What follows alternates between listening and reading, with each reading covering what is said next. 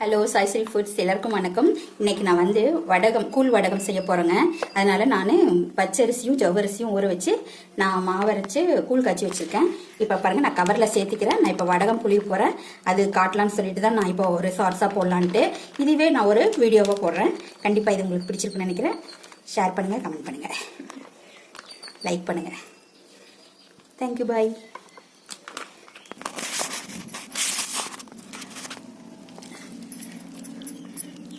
பாருங்க, ரொம்ப ஈஸியாக இருக்கும். நம்ம எப்படி இஷ்டமோ அப்படி புழிஞ்சிக்கலாம்.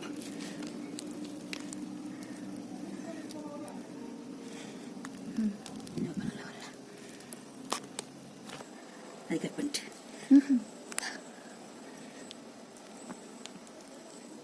இது பொரிக்கிறப்போ ஒரு வீடியோ போடுறேங்க. சி என்ன பாப்பா, சி பாய். அடுத்த வீடியோவில் பார்க்கலாம்.